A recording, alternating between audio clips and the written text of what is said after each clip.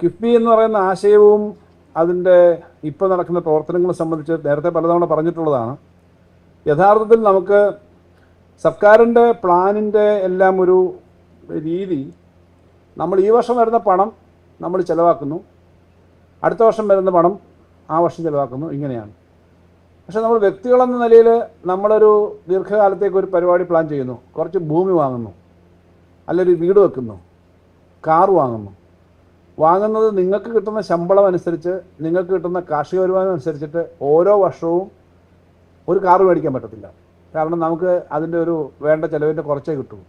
ഒരു വീട് വെക്കണമെങ്കിൽ 50 ലക്ഷം രൂപ മുടക്കിയ ഒരാൾ വീട് വെക്കുകയാണെങ്കിൽ അയാൾക്ക് 20 വർഷം കൊണ്ട് കിട്ടുന്ന വരുമാനം അടച്ചു തീർത്തിട്ട് ആണ് ഇപ്പോൾ പലപ്പോഴും നമ്മൾ അങ്ങനെയാണ് വീട് വെക്കുക, ആദ്യമേ ലോൺ എടുക്കും. പക്ഷേ സർക്കാരിൽ ഈ സംവിധാനം സാധാരണഗതിയിലില്ല. നമുക്കറിയുന്ന പോലെ പ്ലാനിൽ നിന്നാണ്. അപ്പോൾ അതിന് ചില പ്രത്യേക സംവിധാനങ്ങൾ വേണം. അതുകൊണ്ടാണ് സംസ്ഥാനമായാലും കേന്ദ്ര ഗവൺമെൻറ് ആയാലും ലോകത്തെ എല്ലാ ഗവൺമെൻറ്റുകളും അതുപോലെ എല്ലാ പ്രസ്ഥാനങ്ങളും ഈ ആദ്യമേ ഇത് നിർമ്മിച്ചിട്ട് പിന്നീട് അതിൽ നിന്നുണ്ടാകുന്ന വരുമാനവും മെച്ചവും കൂടെ ഉൾപ്പെടുത്തി ഘട്ടം ഘട്ടമായിട്ട് ആ പണം അടച്ചു തീർക്കുന്നത്. നമ്മളിപ്പോൾ ഇത് ചെയ്തില്ലെങ്കിൽ ഒരിക്കലും നമുക്ക് ഇത്തരം കാര്യങ്ങൾ നേടാൻ പറ്റില്ല. അപ്പോൾ അതുകൊണ്ട് ഈ ഒരു മോഡൽ വെച്ചിട്ടാണ് കിഫ്ബിയുടെ വികസന കാര്യങ്ങൾ, അതിനകത്ത് കൃത്യമായി പണം അടച്ചു തീർക്കാൻ പറ്റുന്ന ഒരു മോഡൽ എന്ന നിലയിൽ തന്നെയാണ് കിഫ്ബി പ്ലാൻ ചെയ്തിരിക്കുന്നത്. ഇതിൻ്റെ ഭാഗമായിട്ടാണ് നമുക്ക് ഏറ്റവും കൂടുതൽ നേട്ടങ്ങൾ നമ്മുടെ സംസ്ഥാനത്ത് ഉണ്ടാക്കാൻ പറ്റിയിട്ടുള്ളത്.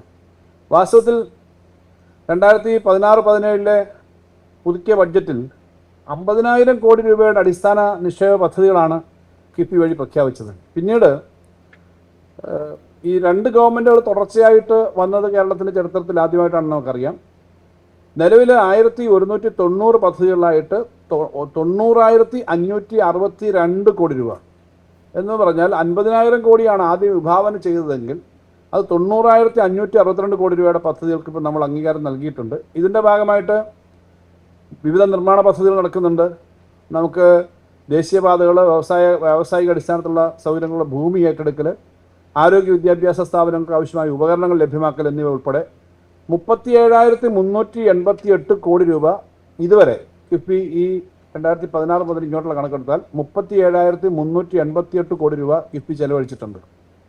ഇത് വളരെ വലിയൊരു നേട്ടമാണ്. ഇത്രയും വലിയൊരു തുക സാധാരണഗതി നമ്മുടെ ബഡ്ജറ്റിനകത്ത്, പ്ലാനിനകത്ത് നിന്ന് ചെയ്യുക എന്ന് പറഞ്ഞാൽ അങ്ങനെ എളുപ്പമല്ല. ഇതിനകത്ത് നമ്മൾ അംഗീകാരം നൽകിയ പദ്ധതികളിൽ 21,881 കോടി രൂപയുടെ പദ്ധതികൾ നിലവിൽ പൂർത്തീകരിച്ചു കഴിഞ്ഞു. 27,273 കോടി രൂപയുടെ പദ്ധതികൾ ഇപ്പോൾ പുരോഗമിച്ചു വരുന്നുണ്ട്. കിഫ്ബി അംഗീകാരം നൽകിയ പദ്ധതികളുടെ അനുബന്ധം നൽകിയിട്ടുണ്ട്. അതിൻ്റെ എല്ലാ ഡീറ്റെയിൽസും ഇതിൻ്റെ പത്രക്കുറിപ്പിനിപ്പോൾ ഉണ്ട്. കിഫ്ബി പൊതുമരാമത്ത് വകുപ്പിന് കീഴിൽ 104 പദ്ധതികൾ പൂർത്തീകരിച്ചിട്ടുണ്ട്.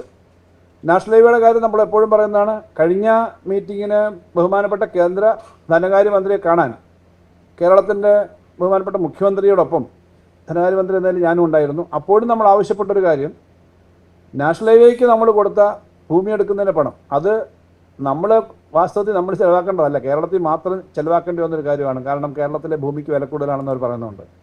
അതിന് നമ്മൾ 5,581 കോടി രൂപ കൈമാറി കഴിഞ്ഞു. ഏകദേശം 6,000 കോടി രൂപയുടെ കമ്മിറ്റ്മെൻറ്റ് അതിനുണ്ട്. ആ പണം കൂടി നമ്മൾ നമ്മുടെ ദൈനംദിന കാര്യങ്ങൾക്കുള്ള ചിലവഴിക്കേണ്ട പണത്തിൽ നിന്നും, കടമെടുത്ത പണത്തിൽ നിന്നുമാണ് അത് കൊടുത്തേക്കുന്നത്. അപ്പോൾ ആ തുക ഉൾപ്പെടെ നമ്മൾ കൊടുത്തു. 25% ഭൂമിയുടെ വില നമ്മൾ നൽകിയത് കൊണ്ടാണ് നാഷണൽ ഹൈവേ റെക്കോർഡ് സമയത്ത് തീരാൻ പോകുന്നത്.